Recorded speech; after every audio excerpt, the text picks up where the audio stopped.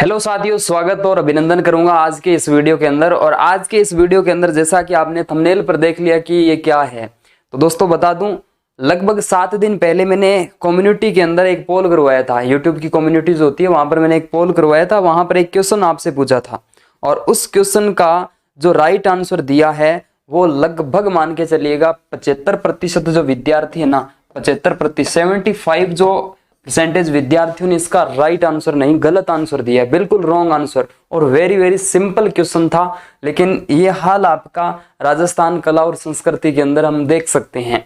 तो आने वाले सीईटी एग्जाम के अंदर आप देख सकते हो राजस्थान जीके में कल्चर का कितना वेटेज रहने वाला है और आपका ये हाल है, तो थोड़ा सा ध्यान देने की आवश्यकता है। ऐसा कौन सा क्वेश्चन था जो आपसे मतलब इस कम्युनिटी के अंदर पूछ लिया?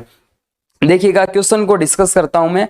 राजस्थान के अंदर जो संस्कार आते हैं, संस्कार नाम का एक जो टॉपिक आ जाता है उसकी हम बात करें, और उसमें मैंने पूछा था, वैसे हम 16 संस्कारों की बात करते हैं जो समाज के अंदर 16 संस्कार होते हैं। तो उसमें से मैंने एक क्वेश्चन पूछ लिया कि बच्चे के जन्म से पहले कितने संस्कार किए जाते हैं। बच्चे के जन्म से पहले कितने संस्कार किए जाते हैं? ऑप्शन में 5, 3, 8, 16 और इस टाइप से मैंने एक 10 का भी दिया था। तो लगभग जो राइट आंसर जो था इसका, बच्चे के जन्म से पहले टोटल 3 संस्कार किए जाते हैं, लेकिन जो 16 संस्कार कुल होते हैं, लेकिन यहाँ पर ध्यान देने वाली बात है कि राइट आंसर इसका 3 हो जाता है। थोड़ा सा मैं इसको डिफाइन करूं कि 3 संस्कार कौन कौन से होते हैं। देखिएगा, सबसे पहला जो संस्कार होता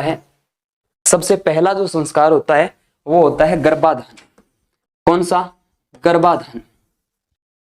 थोड़ा सा ध्यान दीजिए, गर्भाधान संस्कार कौन सा होता है? भी गर्भाधान संस्कार होता है सबसे पहले। और उसके बाद में गर्भाधान पुष्यवन या पंचमासी, पुष्यवन या फिर पंचमासी, पुष्यवन या फिर पंचमासी। विद्यार्थियों के काफी कमेंट आ रहे थे, यूट्यूब पे भी आए थे, आपने देखा हो, टेलीग्राम पे आ रहे थे मेरे पास, इसके अलावा व्हाट्सएप पे भी आ रहे थे कि सर इस क्वेश्चन को थोड़ा डिफाइन करो। कंफ्यूज में बैठे, इस वजह से मुझे वीडियो बनाना पड़ गया था। ठीक है, इसके बाद में गर्भाधान, पुष्यवन, पंचमासी, सीमंतोनयन नाम का एक संस्कार होता है, सीमंतो। ठीक है,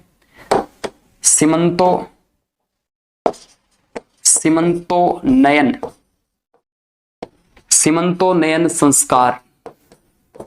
ठीक है, ये इस प्रकार से अब बच्चे का जन्म होगा। इसके बाद में जो संस्कार होता है नंबर 4 का होता है जात कर्म। जात कर्म या फिर इसको ही बोला जाता है जन्मोत्सव। कौन सा?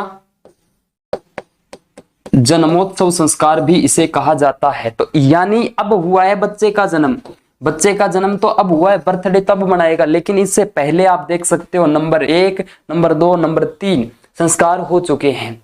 जब नवविवाहिता स्त्री प्रेग्नेंट होती है, गर्भवती होती है, तो इस टाइम ये संस्कार होता है गर्भाधान संस्कार। आप जानते हो परिवार के अंदर कोई भी महिला नववधु जो है वो गर्भवती होती है तो अपने आप में अनेक उत्सवों का आयोजन उस टाइम किया जाता है। इसके बाद में पुष्यवन या पंचमासी संस्कार। इसके अंदर पुष्यवन या पंचमासी जो संस्कार होता है दोस्तों, वो होता है 5वें माह के अंदर, 5वें माह के अंदर होता है। और मोस्टली इस संस्कार को किया जाता है पुत्र रूप देने, यानी जो गर्भ में पल रहा जो शिशु है ना, उसको पुत्र रूप देने के लिए इस संस्कार को किया जाता है। याद रखिएगा, ये जो गर्भाधान संस्कार है ना, इसको कहा जाता है, कहाँ कहा जाता है? मारवाड़ में एक प्रथा के नाम से जाना जाता है। मेवाड़ के अंदर, मारवाड़ में नहीं, मेवाड़ के अंदर इसे कहा जाता है बद्दुरात्रि प्रथा। बद्दुरात्रि प्रथा इस टाइप से इसको कहा जाता है, बद्दुरात्रि प्रथा भी कह सकते हो। याद रखिएगा, मेवाड़ के अंदर। और ये जो है ना सीमंतोनयन संस्कार, इस संस्कार की जब भी हम बात करते हैं तो पुत्र रूप देने के लिए तो यह संस्कार होता है, और इसका अर्थ होता है अखंड सौभाग्य या सौभाग्य संपन्न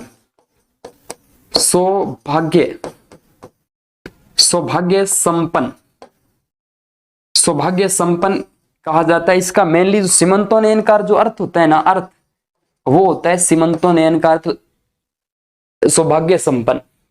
अमंगलकारी शक्तियों से बचाने के लिए, यानी जो नवविवाहिता जो है ना, जो प्रेग्नेंट लेडी है उसकी हम बात करें, उसको क्या कह सकते हो, अमंगलकारी शक्तियों से बचाने के लिए इस संस्कार को किया जाता है। अमंगलकारी शक्ति जैसे भूत भूतनी चुड़ैल डाकण ऐसे जो होते हैं ना, उनसे बचाने के लिए इस संस्कार को किया जाता है, सीमंतोनयन संस्कार। और इसे मेवाड़ के अंदर क्या कहा जाता है, मेवाड़ के अंदर इसे आगवाणी के नाम से भी जाना जाता है। आगवाणी, आग्रणी, ठीक है, आग्रणी कह सकते हैं हम, आगवाणी नहीं, आग्रणी, आग्रणी, ठीक है, आग्रणी के नाम से। बेसिकली मैंने इस चीज को डिफाइन किया है सिंपल वे के अंदर, आपको मैंने पूरा डिटेल नहीं बताया है, पूरा डिटेल बहुत ही जल्द यूट्यूब पे आपकी क्लासेस जो है वो स्टार्ट हो जाएगी। ये आपका मैंने अपने आप में डिफाइन किया है कि ये संस्कार जो है वो 3 होते हैं। इसका जो राइट आंसर जो मैंने कम्युनिटी के अंदर आपके जो कमेंट्स आ रहे थे, इसका राइट आंसर 3 हो जाता है। इस प्रकार से 3 संस्कार होते हैं, गर्भाधान, पुष्पवन, पंचमा, सीमंतों ने। तो ये आप समझ चुके हैं इस क्वेश्चन के, अब कोई कमेंट नहीं करेगा। कोई किसी का डाउट हो तो कमेंट बॉक्स में आप पूछ भी सकते हो, बाकी ये सारा मैंने बता दिया। ओके दोस्तों, थैंक यू, मिलते हैं अगली वीडियो के अंदर। Thank you.